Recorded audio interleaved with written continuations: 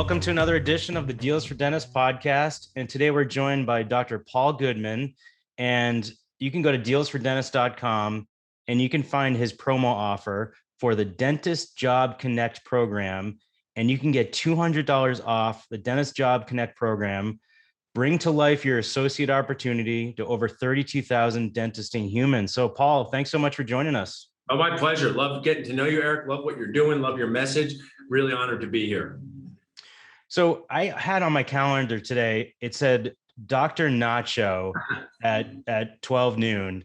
How did this whole thing happen? Like, how did you just become like Madonna and Prince, like one name? Like, I'm known for teaching by writing on a whiteboard, drawing pictures. So there's two things. I always say the movie Philadelphia. I live in Philadelphia. Denzel Washington said in that movie, explain it to me like I'm a 4-year-old. And I love that because that's how you should teach people. Basic things, the opposite of dental school. They make it too complex. And also Bob Ross would say there's a happy accidents. Mistakes are happy accidents. So Dental Nachos was part of that because back in 2017, when Facebook groups were becoming popular and most groups anyone had was like 5,000 members, I said, I want to start my own to talk about implants and practice management. And I have a lot of strong opinions. And while I contribute to a lot of groups, I try to not overpower or speak out of turn. So I said, I'm going to make my own. And I said, what should I call it? My wife and I sat down and she said, well, I love nachos. I worked at a Mexican restaurant. I'm a broker. I'm a speaker. I'm a dentist. I'm a practice owner. I have a lot of toppings. Let's call it Dental Nachos. And I just thought, Eric, there'd be like a couple hundred people on it talking about implants. But in the happy accident way, and I loved your speech at Dentistry's Got Talent about the Dino Nuggets. People love nachos. It's the golden retriever puppy of appetizers. So I think people thought it was to post pictures of nachos. So people were just posting pictures of nachos, which I think was making people happier because they said, man, those look like good nachos. So I think it took on this super fun vibe about my motto in life is be very serious about helping people, but you don't have to take yourself too seriously. Dentists take themselves way too seriously. And I wanted to bring a fun, but serious, but spicy vibe. So it's for any dentisting human, dentists, brokers, assistants, spouses of dentists. But you know, it's funny, in the beginning, you could add people to Facebook groups and then they would have to approve if they want to be in it, right? They didn't used to have to make you approve it. You could just add people. So occasionally I would go through my friend list and say, oh, this is my friend from dental school. This is this. And I would add them. And I've accidentally clicked on my wife's friend. And I said, sorry, you can just leave the group. And one of them goes, no, I kind of like it. It's pretty interesting, right? So I like to hear what dentists talk about. So that is my vibe, a group for everybody to talk about the toppings of life, toppings of dentistry, and get spicy. But our courtship is kindness and respect for one another. So that's where that came from. And how many followers are in this group? Yeah, now we have over 33,000. I mean, I think there's a lot of great Facebook groups. And, hey, if you go and hang out, some groups are for dads, some groups are for teenagers, some groups are for assistants. This one is really for everybody. So that's why I call them Dentisting Humans. They're up to 33,000. And I think what's kind of unique is people don't realize whether it's Instagram or Facebook, and this is just a message for everybody, constantly repeat your good content. We all watch these reruns of shows that we love, reruns of movies. How many times have people seen Good Will Hunting or Fight Club? Those are ones I like. So sometimes people say, Paul, I already saw this post about why you don't like dental insurance. I said, yeah, but we get 500 new people a month, and I want them to see it. So that's just my message of constantly repeat good content because people might not see it who are new to your platform. So I like how you said, nachos, there's so many toppings and you have so many things going on, but one of your newest toppings is this Dentist Job Connect program. Can you tell me all about that? For sure. So Dental Nachos is a group for collaboration, community, be together, but it's also about solving problems. And I've seen the biggest problem. There's 4 major decisions dentists make. I know we'll talk about that: finding a job, buying a practice, hiring an associate, and selling their practice. And one of the challenges is finding your first job and hiring your first associate are 2 major steps that they don't give us enough information about. Eric, I don't want to take up the whole podcast with this question, but could you talk about that class in dental school where they taught you how to find a job and not sign a bad contract? Do you remember that class? Because I don't remember mine. I think I skipped that day because the first job I got was a total nightmare and I didn't even get paid. I worked there for like 2 months and the guy declared bankruptcy and I never got paid. It was a total disaster. So I must have missed that day as well. So to me, I have developed, and I'm a kid of the 80s, Dear Abby, I used to read it every week, every day. Dear Dr. Nacho Abby. So I'm so thrilled to be this person. I don't know how I got to be this person, but people feel very comfortable telling me a lot of things who've never met me. And the way they tell me this is through Facebook Messenger. And I totally appreciate and feel honored that people feel like they can tell me when they're not being paid or things aren't going well, or is this right? But I want to share, I'm not qualified to answer all these. Sometimes you need an attorney. Sometimes you need an accountant. Sometimes you need, which is also a psychologist. Sometimes you need a practice management consultant. But what I found is the theme of my job isn't going well, or how do I find an associate, was two of the biggest questions. So I founded Dentist Job Connect, run by my amazing sister, Jill. And we focus on just one thing. Unlike Dental Nachos, a lot of topics. Find your first job, hire your first associate. Right now, the platform allows dentists. I'm a big affordable for all type person and a Henry Ford of nachos. I like Henry Ford, the Model T. So to share some insight, Eric, if a DSO needs an associate and they call me and say, hey, Paul, you're the nacho guy. We need a dental associate because our dentist got injured. We bought a practice from a 62-year-old dentist and he needs shoulder surgery. And he's not coming back for 6 months, and we need a dentist.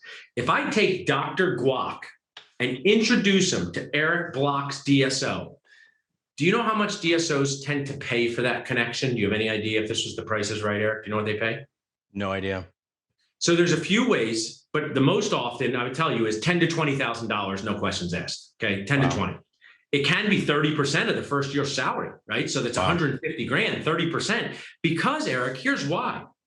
If they have a practice and this Dr. Salsa Seller was doing $60,000 a month and they don't have someone for 3 months, that's not just Dr. Salsa Seller 60, that's the whole office with hygiene. Yeah. So if they can't produce 300,000, they gladly say, hi, Nacho guy, this is from a brokering, here's $10,000 for this connection, because they're business people. Of course, they'd rather have an associate they meet at a nacho place, but they need someone, right, Eric? So I've used a lot of times this match.com. It's like dating, but it's really more like care.com, because I don't know if this is a time I can open up for you, Eric, but I'm having a tough week. This is true. My amazing babysitter who worked with us 3 days a week and also worked with Dental Nachos decided to move to San Diego. I tried to tell her San Diego was a terrible place. I tried to tell her it was closed. So Eric, you are dead.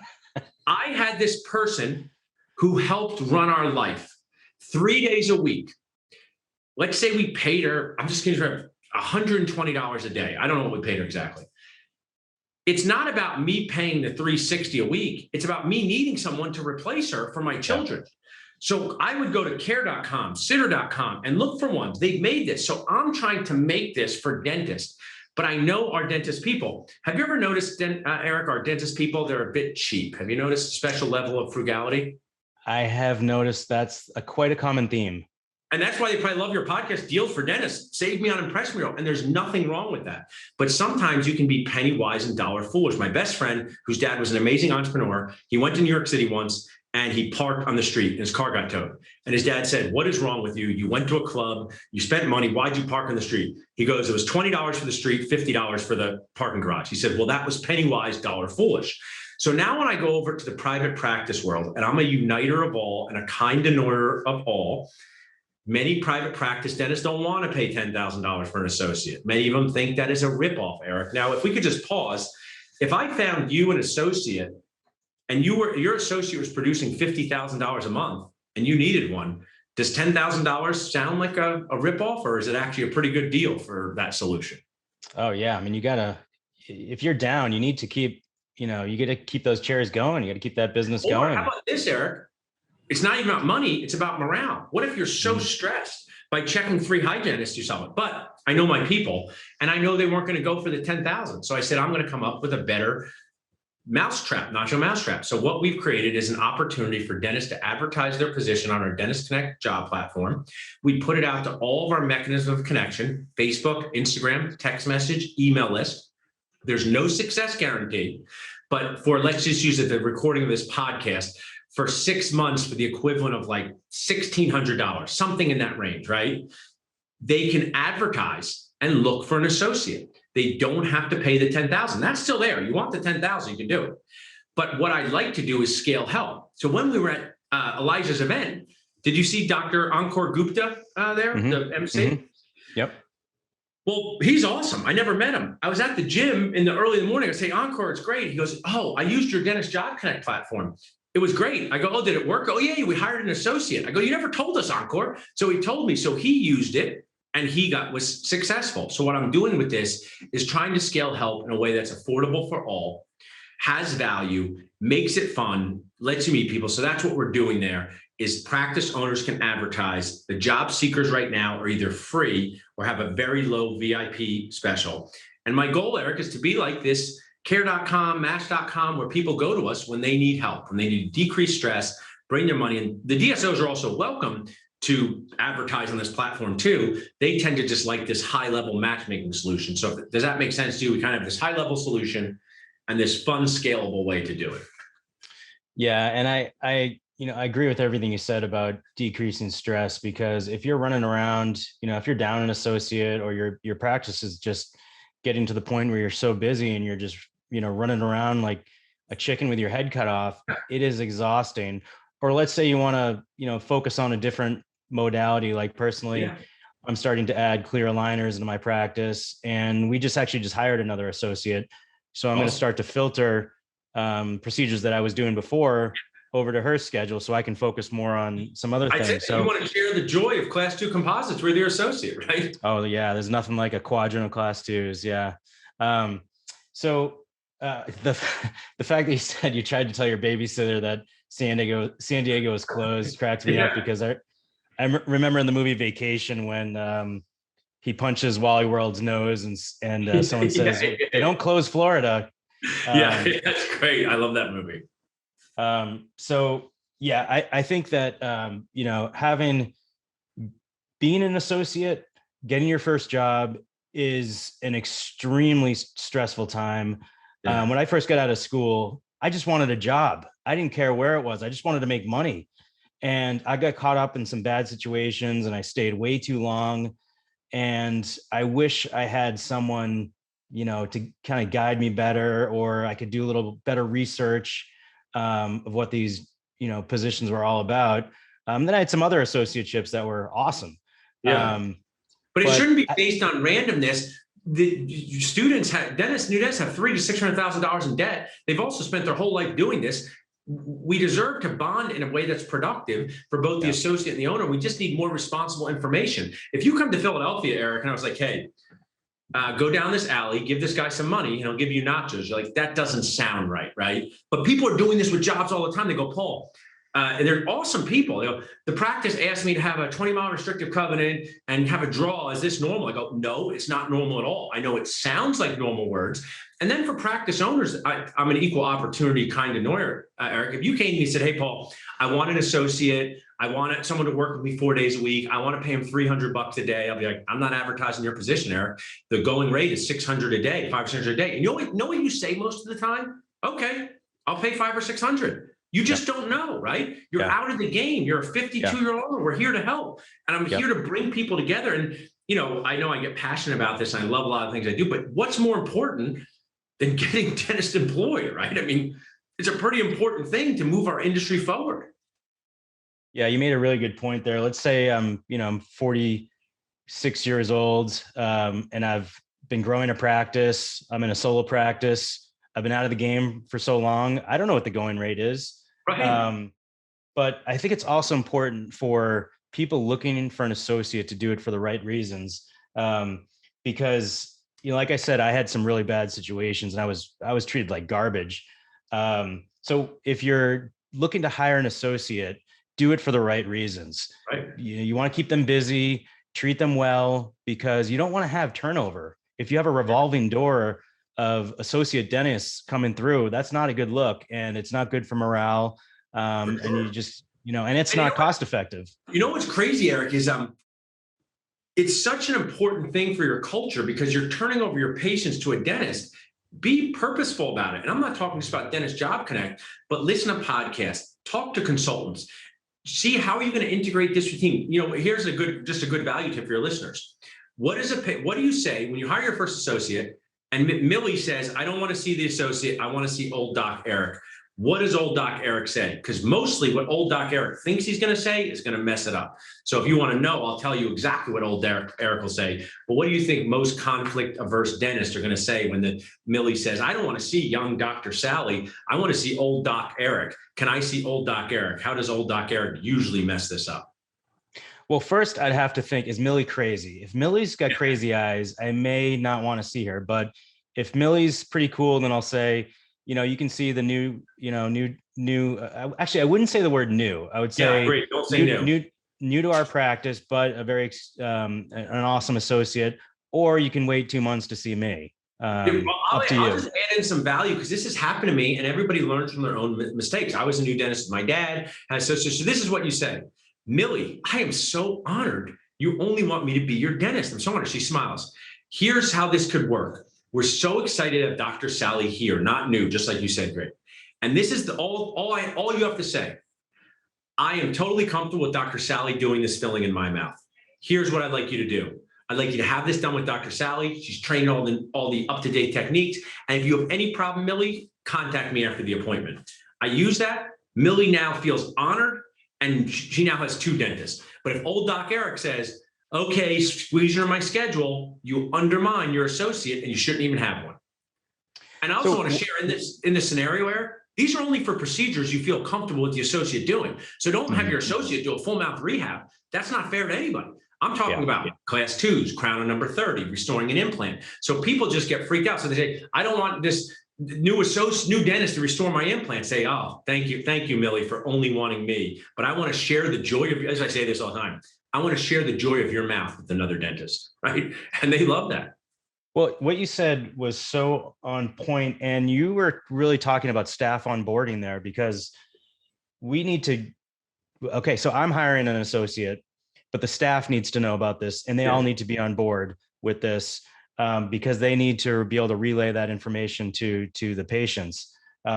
Because I remember when we had our endodontist for the first time come in, I kept saying we have this new endodontist, and my patients were like, I don't want to see a new endodontist. I want to sit with someone who's been experienced. I'm like, oh, he's been working for 20 years. But that was my first introduction to how to introduce someone new to the practice. So I really like how you said that.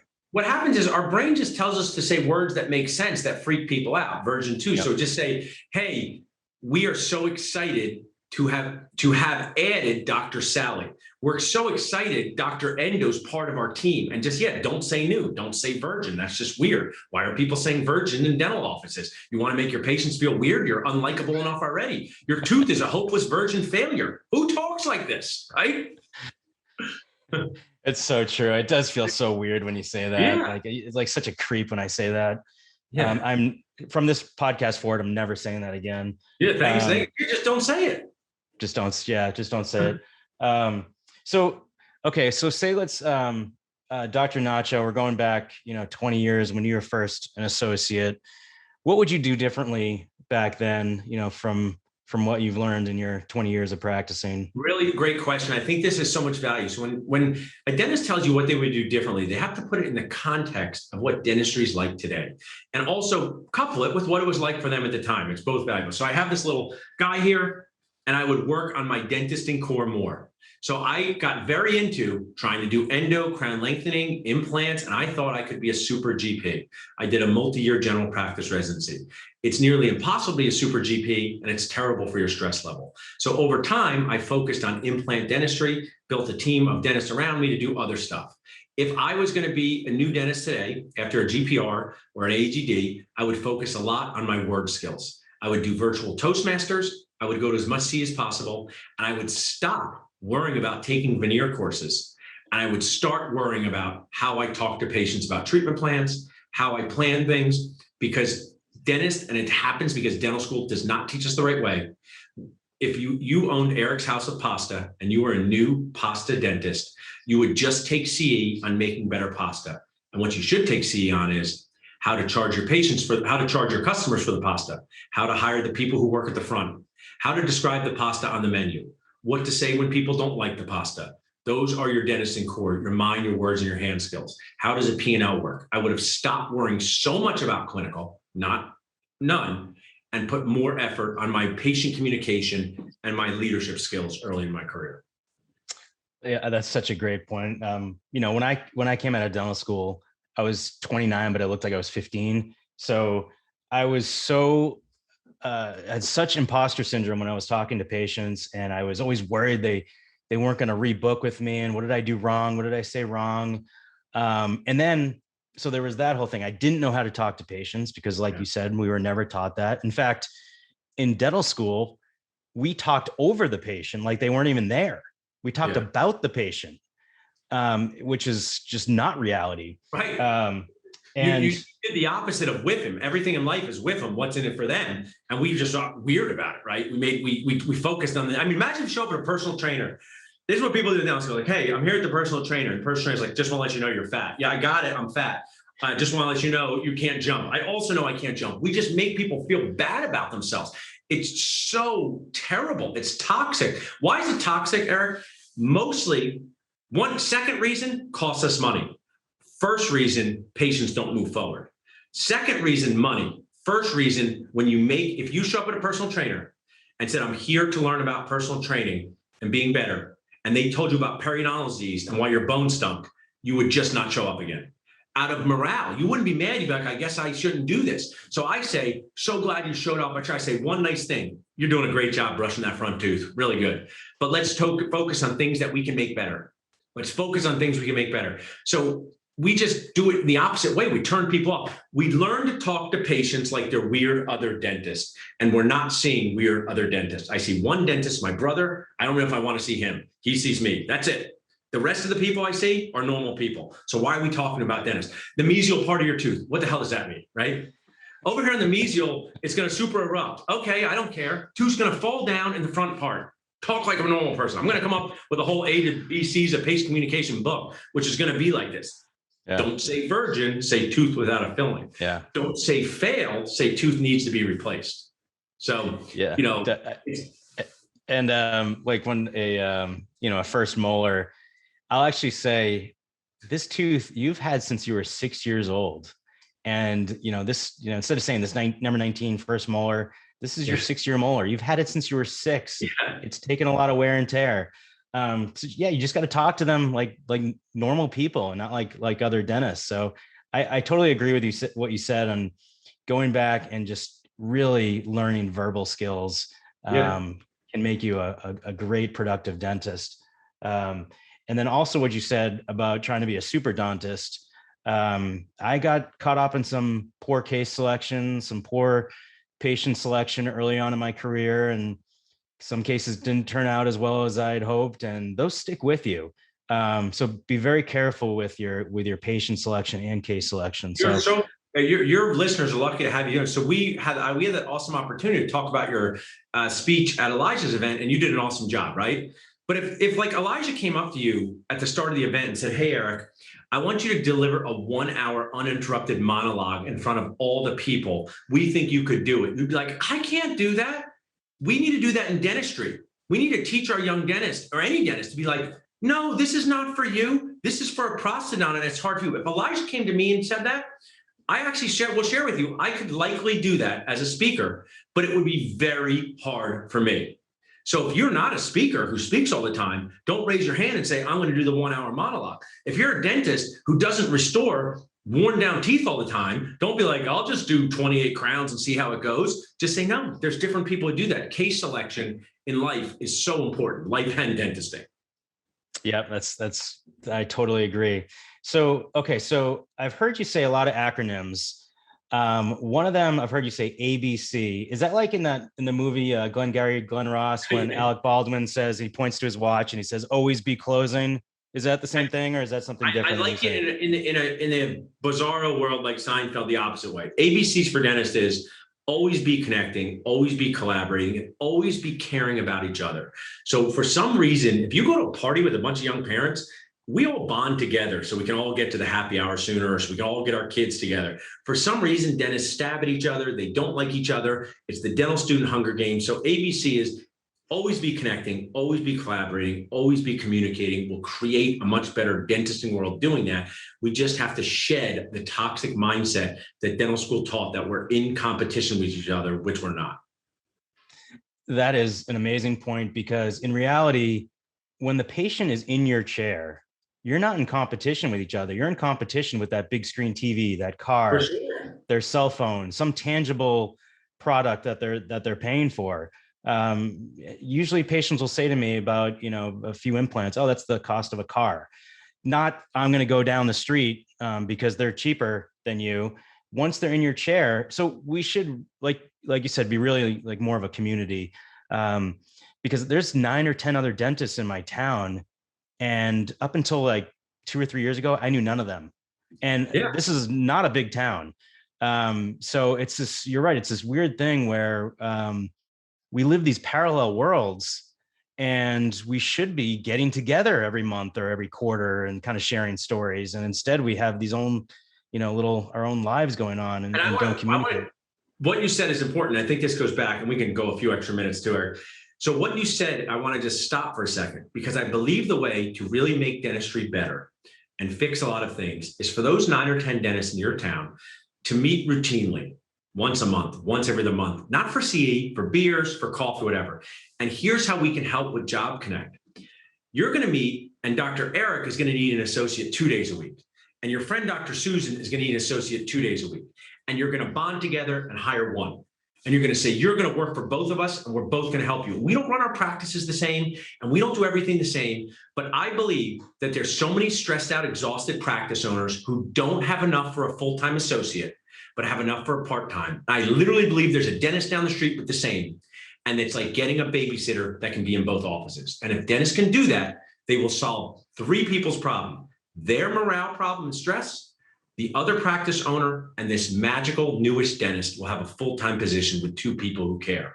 And if we don't do that, Eric, it's going to be a big problem, because why are the DSOs hiring these associates? Because they have full-time positions of need for them. And I just want to share with you, I mean, this is a really good point. I know you've talked a lot about fitness, and I try to too. What's better, no food or McDonald's? McDonald's is better. What's better, right? If you have no food, fast food's better. So these is new dentists just say, why do they work for corporate dentistry? Not that corporate dentistry is inherently bad. It's because they're offering them an actual job. I just ate with 2 young dentists at Elvez, and they said, we didn't get any offers in private practice where we could support ourselves. And I'm not judging people. They're now working for one of the biggest DSOs around. So if you make that community and you connect with Jill and I and say, hey guys, we need one for 2 of us, and you do something no one's ever done, Eric, and collaborate with the dentist down the street, you can help 3 people. But it's, as you know, and you're a leader in this, it's an uncomfortable move for most dentists. We're going to have to get over our isolation part. That idea is crazy, but it just might work. Yeah. I mean, it just makes so much sense. I need 2 days a week. You need 2 days a week. We're 3 miles apart. Let's make this happen. You know what I want to say, Eric, you're just such a kindred with me. You know what I say that to dentists sometimes who are not like us? They go, but what if that associate learns the secrets? I go, what secrets? You use the chamfer? I do too. What secret? Insurance sucks? I do too. There's no secrets. I mean, chefs are crazy, right? I worked in restaurants my whole life. Chefs are volatile, whether they're male or female. We watch the shows. There's a lot of parallels between chefs and dentists, but chefs have a much, much better community of collaboration. You work for a top chef, you go do your own thing, you stay there, they show you how to chop. They do not have I ain't telling you how to make bouillabaisse stuff, Eric. Like they have a much better community than we do. It's built into their fabric. They got just as much volatility, just as much emotionalism, but their bonding together is much better. I actually lock my burrs up so my associate can't see which burrs I use. You have a shoulder burr? Wow, that's a state secret. It's a secret burr. Paul, thank you so much. Any last words of advice or any last nuggets you want to share out there with the young dentists before we wrap things up? Really do. So I'm always open. ABC is also always be changing and open to change. And there's a really great show called 7 Days Away on Netflix, which talks about 7 days away from a big deal event. Kentucky Derby, Space Shuttle launch, but my favorite one is 11 Madison Park. So 11 Madison Park is one of the best restaurants in the country in New York City. And they one time renovated it. They moved it to the Hamptons for the summer and moved it back. Great episode for leadership. The chef of 11 Madison Park, one of the best in the planet, during the pandemic, reevaluated his relationship with food, reevaluated his relationship with the planet, and he turned his high-end $300 tasting menu 100% into all vegan, first ever. He no longer serves any meat. And what I find with a pivot like that, and I'm repeating some stuff on a podcast, is he was at the top and willing to change. So my whole thing is, maybe you don't know if you need an associate, find out more about it. Ask some good questions. Think about making changes. Instead of worrying what's going to go wrong, think, how could this go right for me? That is my last message, whether it's with Dentist Job Connect, trying out a new burr, or reaching out to the dentist down the street. Awesome. That's such great advice. Paul, thank you so much. Again, Dr. Paul Goodman, Dentist Job Connect program. You can go to dealsfordentist.com and you can get $200 off.